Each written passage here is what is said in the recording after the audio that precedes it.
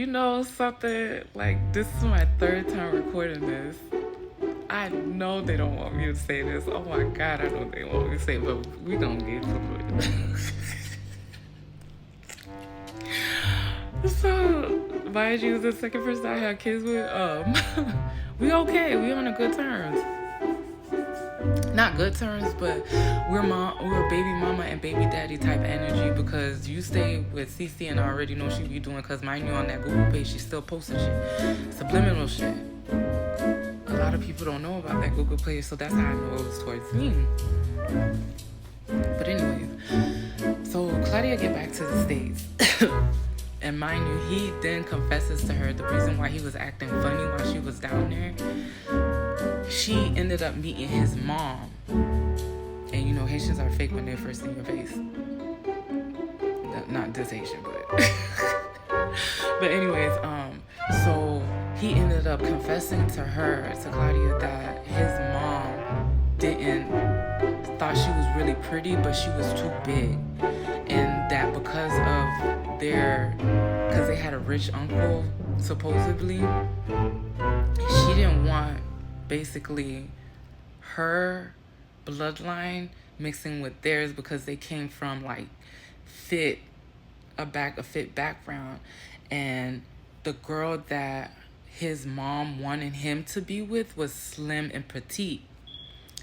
But all his girlfriends was slim and petite before Claudia. So the mom was making a big deal that she doesn't want him with Claudia. And due to the fact that was the only boy and then he was a mama's boy, he was torn between the two because he really liked Claudia. But then again, he's a mama boy. He wants to please his mom at the end of the day because he's the only boy. So they ended up getting into an argument. They ended up breaking up for a little bit. So mind you, there's a whole scandal going on. So mind you, Claudia started coming to my house more often because her mom's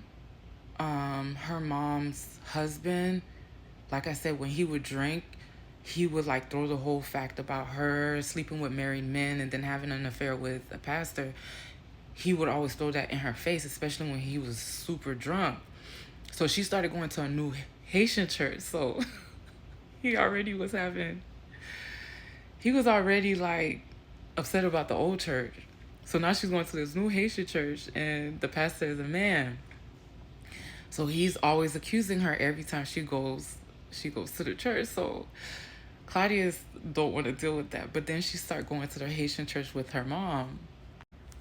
So mind you, when she starts going to the church with her mom, she's noticing like her mom's husband like really getting more aggressive. Like, I don't think he was hitting her, but when he would get drunk, he would just call her all types of names because they still didn't know who was going back and telling him about how she was sleeping with married men and how she was sleeping with the pastor. So once he found out she was going to this new Haitian church and the pastor is a man, like every time she was coming back from church, it was just you a hoe, you were this, you're gonna be sleeping with this pastor, da, da, da.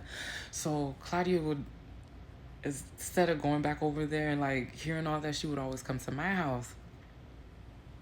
So then she started like talking to a dude that was there because at the end of the day, even though she still really liked the dude in Haiti, like she just wanted him to stick up for her. Like, if you say you love me the way you do, you would stick up for me, for your mom or whatever. So he was like so when she started talking to this new dude, she was like, well, you in Haiti, I'm here, I'm not gonna really worried about it at first, because she was like, she's not worried about it.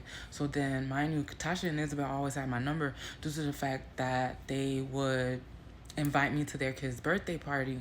So, and then Tasha would call me and ask me how I'm doing, and then, you know, I ask her how she doing, and then she would like kind of vent to me about how, because at that time she wasn't working, or how Dre would always constantly throw the fact that she's not working and he's paying all the bills, and every time she would ask her for something, he would always throw it back in her face. So I have to buy your kids this, and I have to pay for this, and I gotta pay for that. And so she was getting tired of it until it got even worse because allegedly, this is why I'm going to say allegedly, because at this time, me and Gillian are still not friends. We're not talking at all.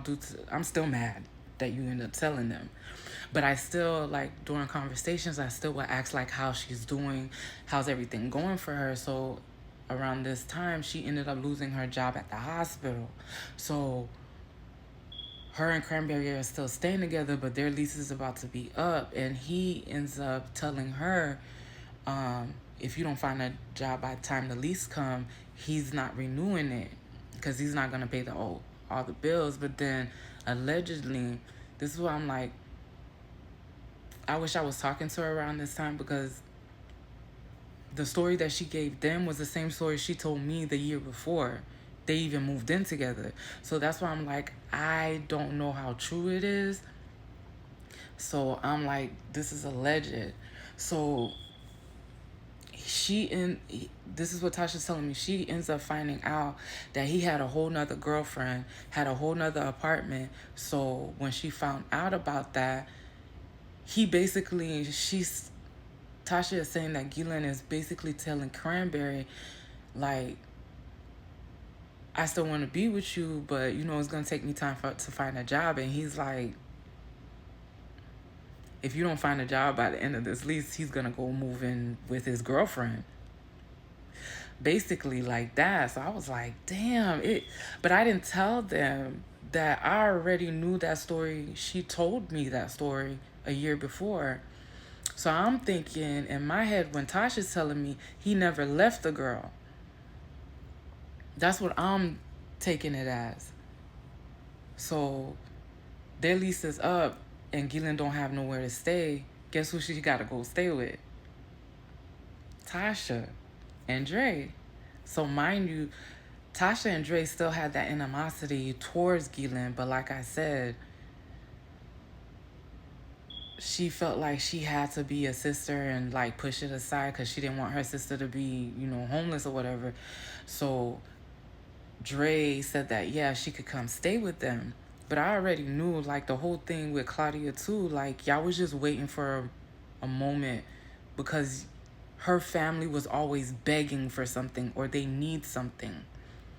So they knew that day was going to come when Gillian was going to need them. So yeah, they let Gillian move in. And I'm not sure what their animosity towards Junior was, Tasha's brother, but Junior ended up living with them too. So now Tasha's not working, Gillian's not working. Junior is off and on working or not. So they have all these people staying in their house and they're not working.